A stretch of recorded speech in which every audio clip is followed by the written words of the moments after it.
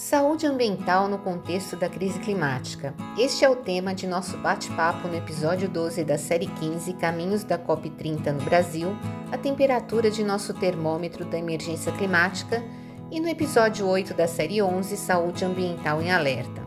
O nosso convidado é Arlindo Felipe Júnior, mestre e doutor respectivamente em Saúde Ambiental e em Saúde Pública pela Universidade de São Paulo, e pós-doutor em Estudos Urbanos e Regionais pelo MIT dos Estados Unidos.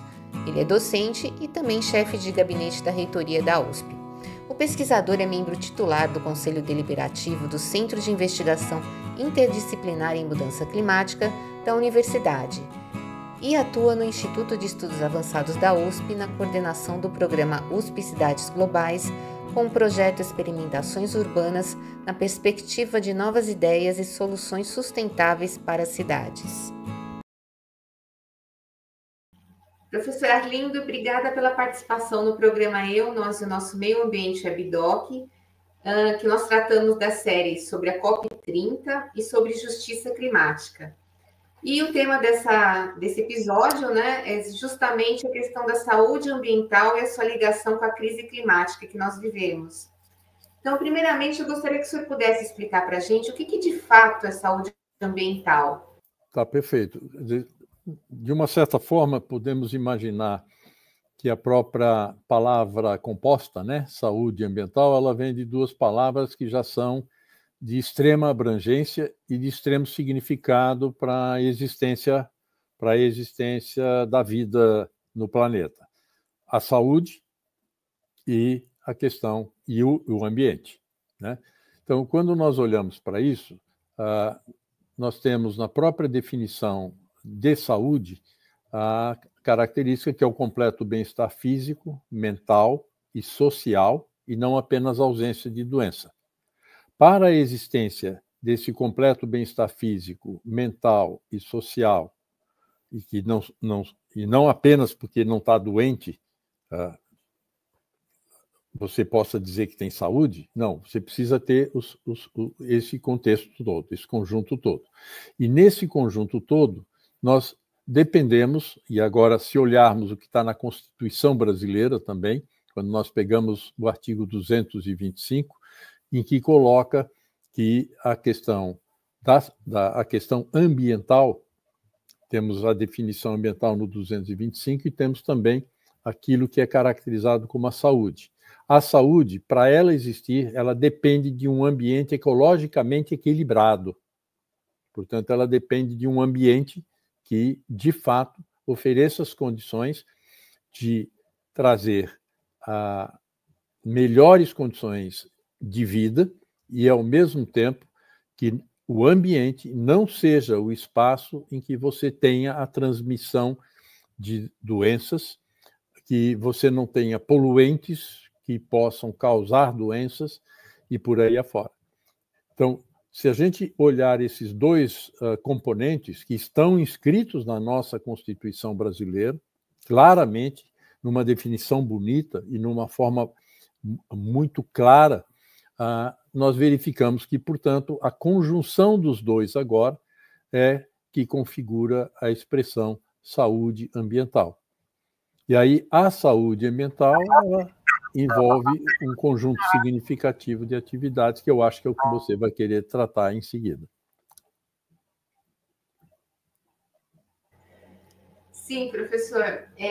Com relação a gente fazer esse link, né, com a conferência, né, das mudanças climáticas que ocorre em Belém em novembro, e que justamente, né, o Brasil é o anfitrião e, ao mesmo tempo, tem essa responsabilidade, né, de trazer à tona uma problemática, né, com relação à questão da gente ter já ultrapassado, né, 1,5 graus da temperatura média do planeta, e que o Acordo de Paris não está conseguindo ser cumprido, e a COP30 vem nesse cenário, que a gente também tem os eventos extremos cada vez mais frequentes, as áreas urbanas e rurais também, né, sofrendo em diferentes localidades. E o Brasil, em especial, né, a gente tem situações graves, como ocorreu, por exemplo, no Rio Grande do Sul. Então, dentro dessa agenda, né, que a gente está prevendo, né, para a COP30, o que o senhor diria que é prioridade no recorte da saúde ambiental? Então, se a gente for olhar inicialmente, né, a questão da saúde ambiental, a gente caracterizar primeiro a relação da saúde ambiental no contexto dos próprios 17 Objetivos do Desenvolvimento Sustentável. Se a gente for olhar, primeira coisa, erradicação da pobreza. A erradicação da pobreza é impossível se nós não tivermos um ambiente que ofereça as condições para uma agricultura sadia, para o uso adequado de agentes biológicos que cada vez mais substituam os agrotóxicos, que são aqueles que muitas vezes trazem problemas com relação ao desenvolvimento de mutações gênicas, né, câncer e etc. e tal. Então, erradicação da pobreza já depende de um ambiente que ofereça as condições de que a agricultura, a pecuária e a alimentação seja garantida a todas as nossas espécies, né? Porque se ele estiver desequilibrado, ele afeta o ser humano, mas ele afeta os seres vivos.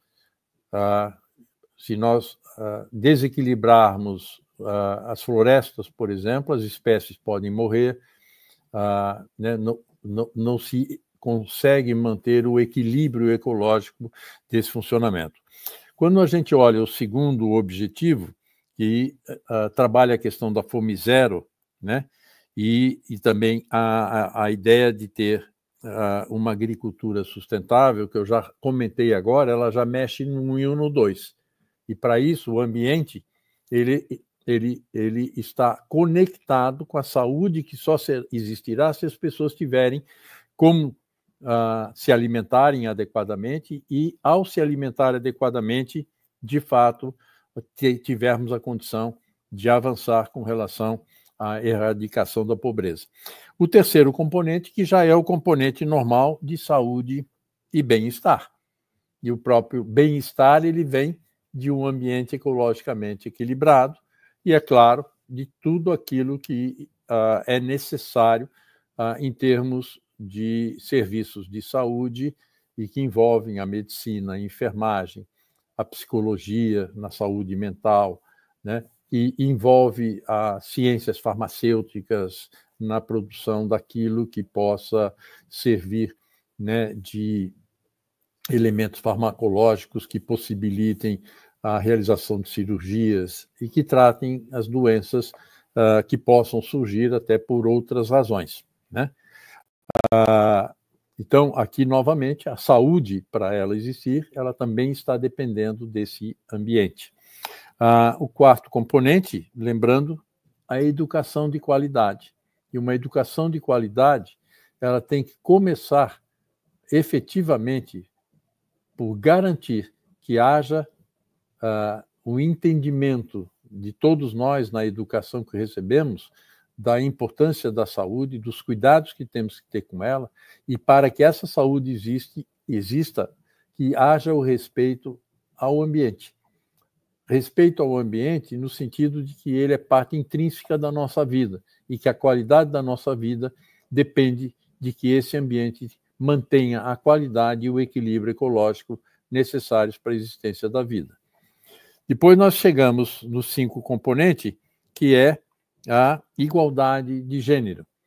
A igualdade de gênero pode, aparentemente, não ter muito a ver com isso que nós estamos falando agora, mas, se nós formos observar de que na existência humana o respeito à existência de uma igualdade em todas as espécies funcionando, e nos seres humanos a igualdade de gênero e o respeito àquilo que é a lógica de como cada pessoa nasceu, como cada pessoa foi criada, e isso tem que ser respeitado, e isso faz parte de algo que é absolutamente indispensável para que a saúde exista.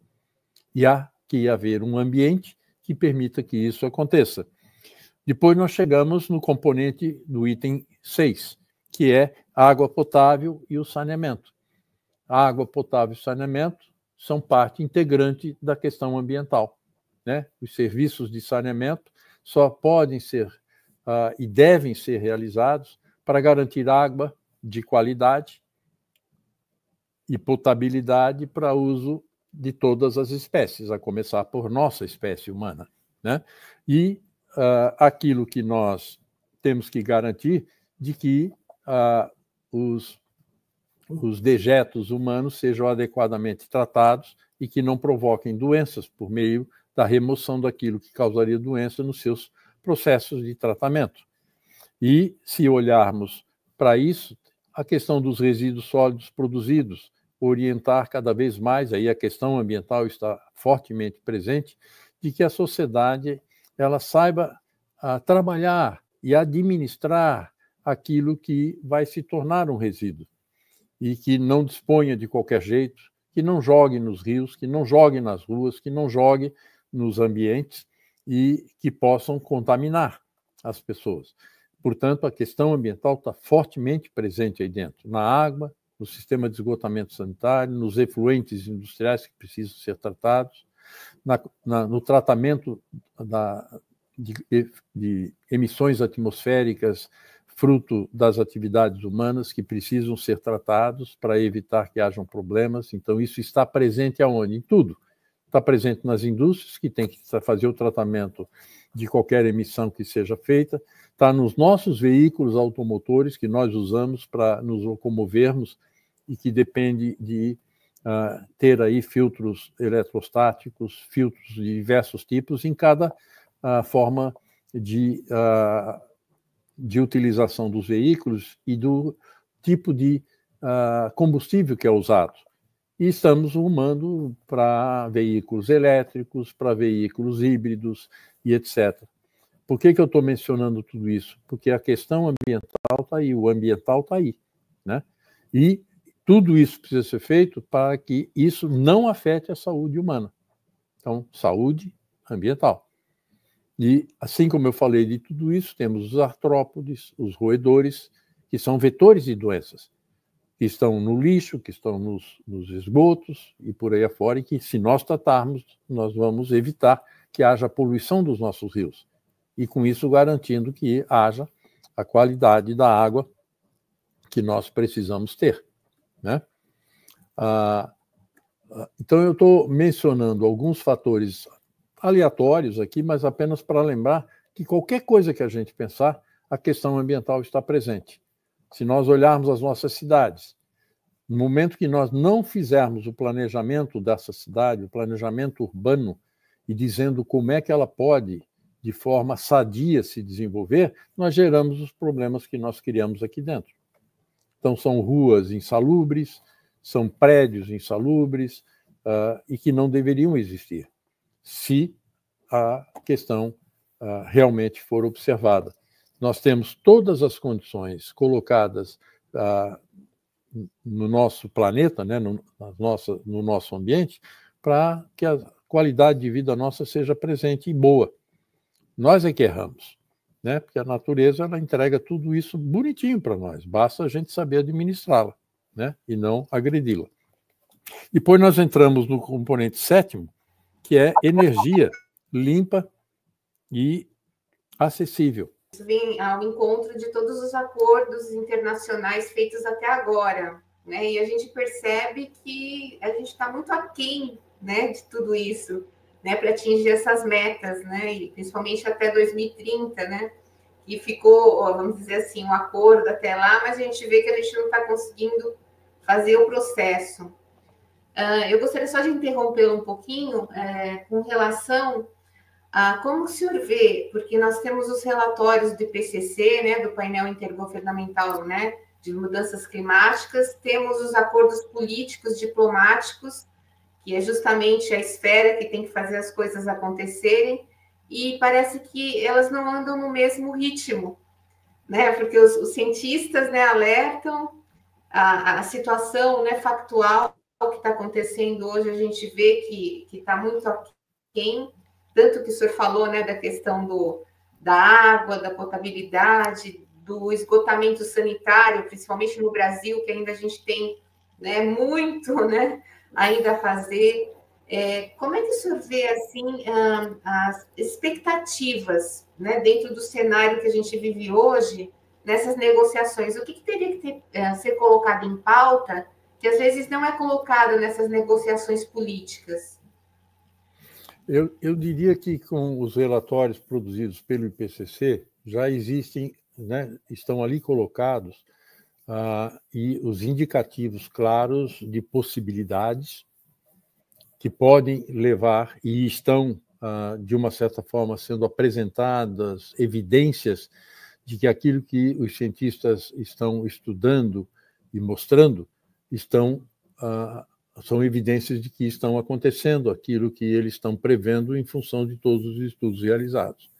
A partir daí, portanto, quando nós temos essas evidências ocorrendo, nós precisamos, de uma certa forma, ter agora a própria população se envolvendo mais com essa questão, uma vez que o exercício da cidadania que vai mudar, às vezes, esse estágio de...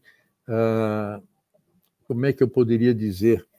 Esse estágio de pouca ação de agências ligadas aos países que têm a responsabilidade de fato, enfrentar os problemas que estão ocorrendo e aqueles que estão sendo projetados em termos de previsão.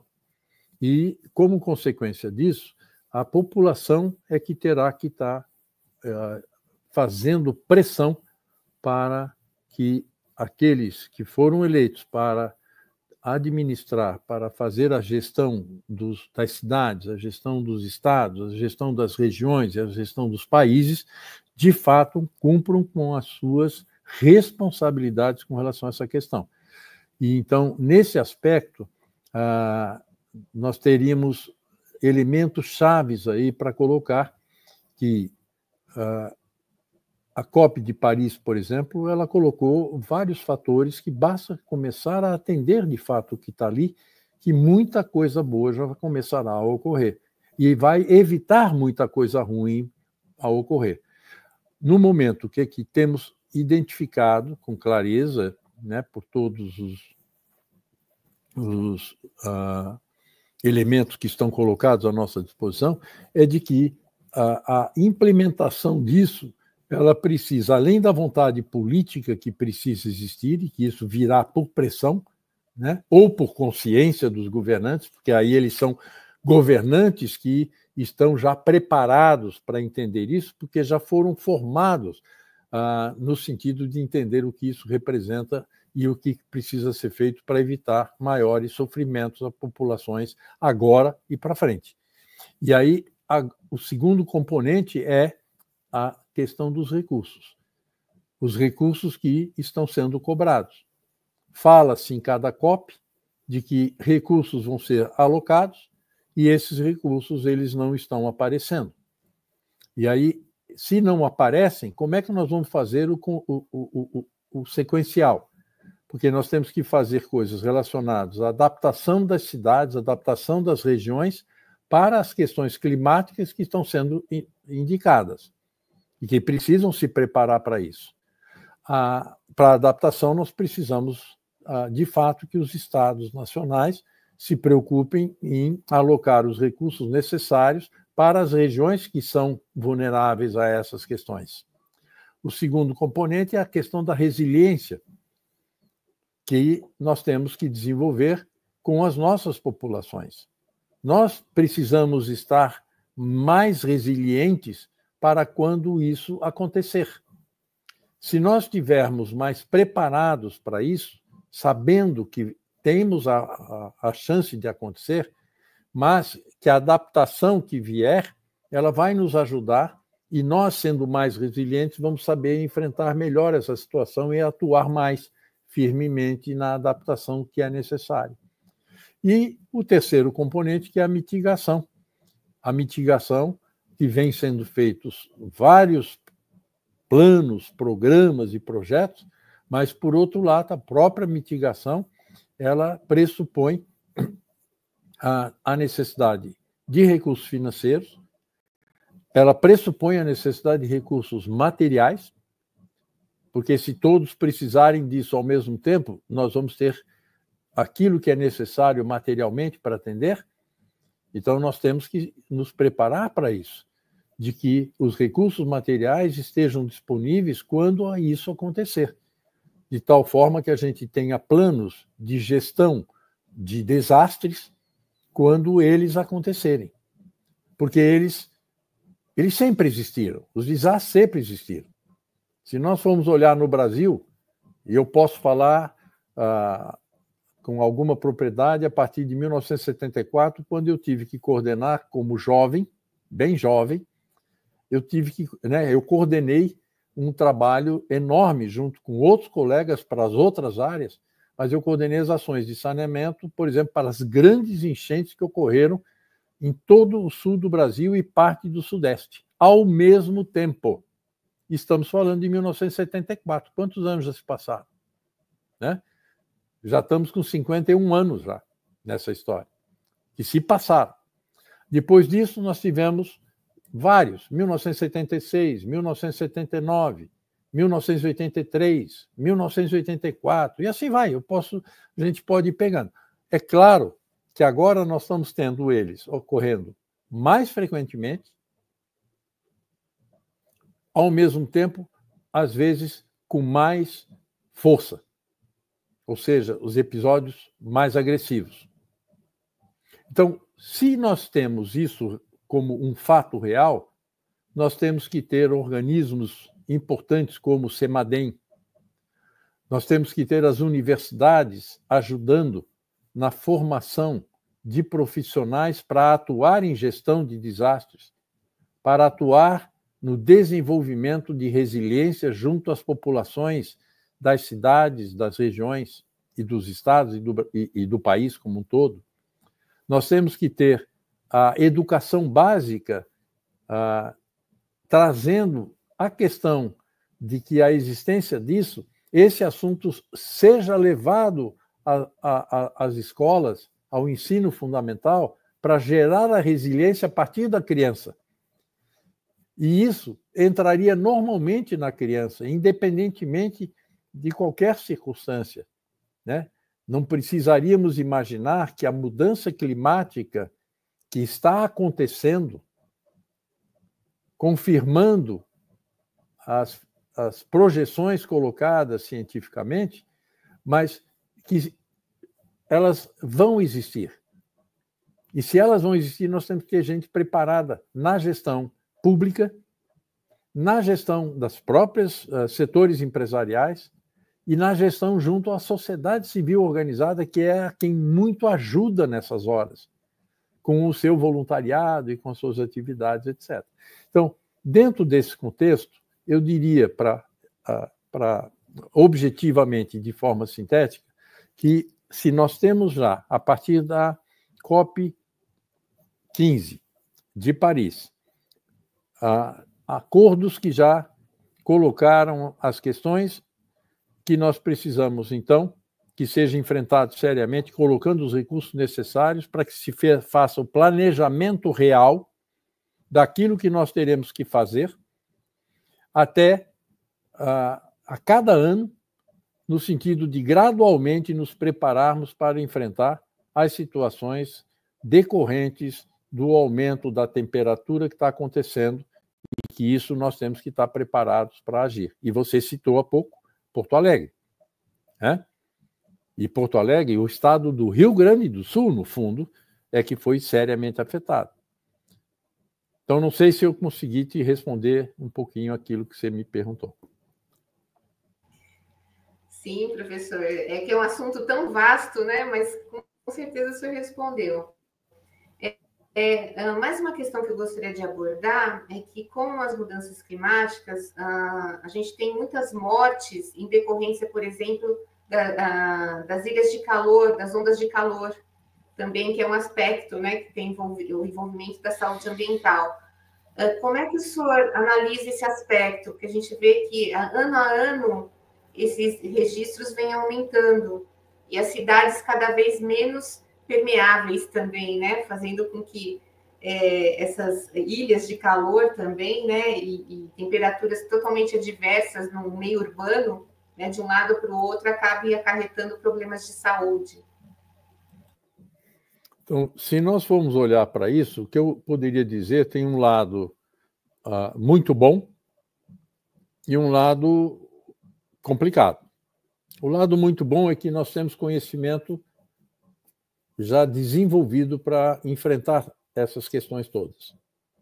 Então, a questão da arborização urbana, por exemplo, em que as nossas cidades não cuidam da arborização, e a arborização ajuda a reduzir as ilhas de calor, por exemplo, como solução natural. O cuidado que nós temos que ter com os nossos parques nacionais, estaduais e municipais, e um trabalho efetivo no sentido de reduzir a derrubada de matas inteiras, às vezes sem se dar conta de que aquilo afeta seriamente o equilíbrio nos espaços onde as pessoas estão vivendo e onde as espécies estão vivendo, que eu repito novamente. Então, observando esse contexto, vou pegar um exemplo que se torna muito simples de ver. Nós temos aqui, na Grande São Paulo, a Guarapiranga, a represa Guarapiranga. A represa Guarapiranga, a Lei de Proteção dos Mananciais, identificou os limites que deveria haver como proteção desses mananciais. A represa de Guarapiranga e as matas que fazem parte da represa para ajudar a preservação da represa em si, elas ajudam também a manter um certo equilíbrio na temperatura da região inteira. O que é que nós estamos vendo? Nós estamos vendo que as matas estão sendo derrubadas na própria represa, a ponto de que hoje, inclusive, você já não tem várias áreas da represa, não tem nenhuma vegetação mais e você chega na margem sem vegetação nenhuma. Aquilo é área de preservação permanente. Quem é que permitiu fazer isso? Aonde estão as administrações públicas que têm a responsabilidade de cuidar disso? A responsabilidade dos municípios, a responsabilidade do Estado. Como é que fica isso? A própria sociedade, que acaba, às vezes, aceitando isso naturalmente. A ocupação, inclusive, desses espaços pelo crime organizado. Nós temos outras áreas para serem ocupadas. Os vereadores podem ajudar na formulação de políticas públicas, por exemplo, de desenvolvimento de habitação de cunho social e que a prefeitura tem condições de desenvolver. E eu estou falando isso como um exemplo. E nós temos isso em várias regiões do país. Né? Então, olhando para esse contexto, nós sabemos como fazer, nós temos pessoas que sabem conduzir isso, mas nós temos ainda dificuldades tremendas com relação ao processo de decisão política de realizar. E aí a capacidade da gestão pública que deveria estar colocada a serviço de garantir que a população possa ser protegida por meio das ações que o Estado deve fazer, enquanto ente administrativo, seja prefeitura, seja Estado, seja União. Bom, professora, a gente está chegando aos momentos finais, está bem interessante, né, nossa conversa, porque é um assunto tão vasto e tão preocupante, né? Mas eu gostaria que o senhor ficasse à vontade, né, para expor o que o senhor considera a prioridade, né, na sua análise, né, o que é prioritário hoje que não dá para fazer remediação, tem que ser feito, né, tanto pelos políticos, quanto a ciência, quanto a sociedade, né, o que é necessário. Então, eu diria que nós temos que pensar no agora e nós temos que pensar no amanhã. Nesse contexto, o primeiro componente que teríamos que agir firmemente é na educação. Então, na educação fundamental, os assuntos tratados relacionados a essa questão climática, eles devem ser colocados na formação dessas nossas crianças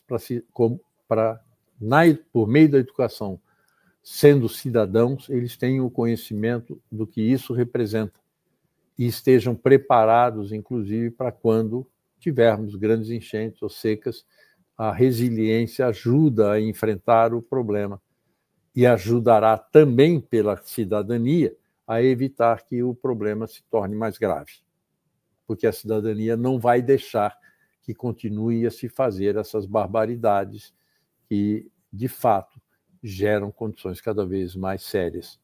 O segundo componente, e é claro que quando eu falo de educação, eu falo da educação fundamental, mas eu falo também agora da formação das pessoas no nível superior, ou seja, a formação de profissionais para, de fato, terem a capacidade de estudar e identificar as questões e, ao mesmo tempo, poderem oferecer as soluções com conhecimento e formar, portanto, bons gestores para esse processo que atendam tanto os setores públicos como os setores privados, como a sociedade civil. O terceiro componente, então esses dois são coisas que nós temos e basta apenas fazer com que elas aconteçam nessa direção. O terceiro componente, ele diz respeito realmente a existência de vontade política que deve fazer com que as instâncias públicas assumam as suas responsabilidades no adequado enfrentamento a esta situação, utilizando-se daquilo que a ciência coloca à disposição. Soluções baseadas na natureza estão aí à nossa disposição, é só fazer. Soluções tecnológicas estão aí disponíveis, é só utilizá-las. E, a partir disso, fazer com que o próprio envolvimento da sociedade receba, por meio da adequada ação do Estado, um pouco mais de segurança de que eles, ao fazerem a coisa certa, o Estado estará fazendo a coisa certa e garantirá melhores condições de segurança e de saúde para essa população. Dentro desse contexto, o quarto componente, e o último que eu citaria nesse momento, não por ser o último, mas eu diria que seriam os quatro principais, entra a questão agora financeira. Garantir de que sejam colocados os recursos necessários para o funcionamento de todo esse sistema. Vou mencionar algo. Quando nós olhamos, por exemplo, todo o sistema de defesa civil que existe no Brasil, nós temos uma política nacional de mudanças climáticas e uma política nacional de defesa civil. Nós temos, ao mesmo tempo, nós temos um sistema nacional de defesa civil. E nós verificamos que os governos não dão a adequada atenção à defesa civil, garantindo e fazendo com que a defesa civil tenha uma carreira claramente definida, estimulando que as pessoas que queiram atuar na área da defesa civil e, ao atuar na defesa civil, recebam a sua formação, a sua qualificação, os treinamentos e, principalmente, as condições de exercer a gestão quando a situação ocorrer. E a defesa civil, as pessoas costumam, às vezes, esquecer que a defesa civil existe para as três fases que compõem a existência de emergências ambientais. A primeira fase é a fase antecedente ao problema, é antecedente ao desastre. E que nós temos que, anteriormente a isso, de fato, identificarmos tudo que nós temos para poder atender uma situação de emergência. Aonde eu vou colocar a população que vai ficar desabrigada? Eu já posso mapear tudo isso, saber direitinho aonde vai para esse lugar. Quem faz isso? A Defesa Civil. É um trabalho imenso que tem que ser feito. E aqui estou falando só de um caso, né? A Defesa Civil ela pode ajudar no planejamento urbano, identificando quais são os lugares que são os mais problemáticos e, portanto, preparando aqueles bairros, aquelas regiões para enfrentar a situação quando ela ocorrer, seja de seca, seja de inundação, seja de temperaturas muito elevadas, qualquer que seja a questão associada ao clima. Ao mesmo tempo, o segundo momento da defesa civil envolve agora a ação durante o desastre. Ou seja, aconteceu o problema. Eu tenho que estar preparado para isso, tem que ter gestores sabendo o que estão fazendo. As coisas que já foram planejadas na fase primeira, é só acioná-las. Eu não preciso ficar com esse bate-cabeça, como aconteceu, por exemplo, no Rio Grande do Sul, em que a própria população civil é que acabou entrando quase primeiro naquele processo até que as decisões fossem tomadas.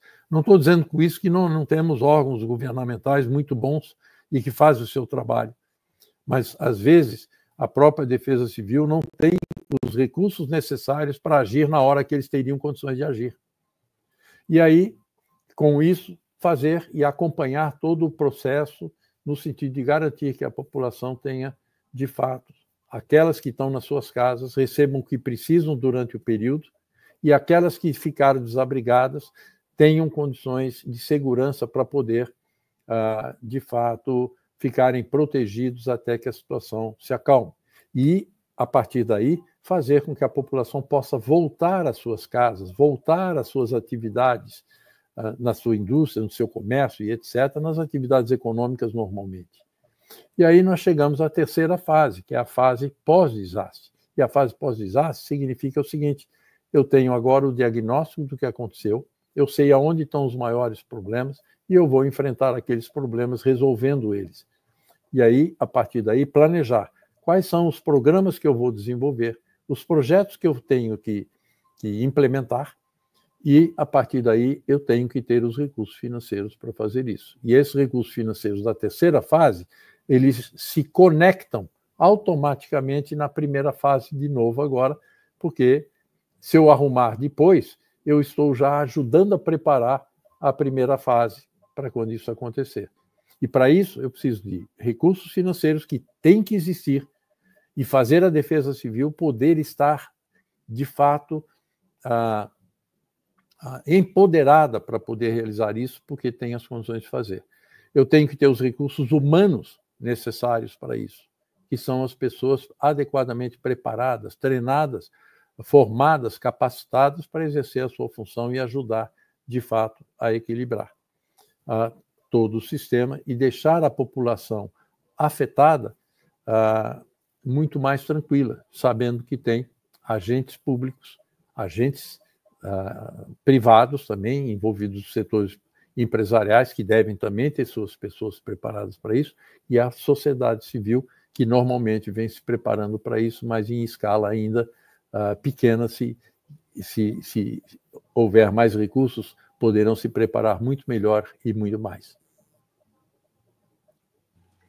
Bom, professor, muito obrigada, e que a gente possa ter notícias boas, né, em novembro, né, que sejam mais efetivas e eficazes, né, com relação a tudo que o senhor falou. Muito obrigada. Obrigado também pela oportunidade de conversar contigo. Desejo um bom trabalho para você.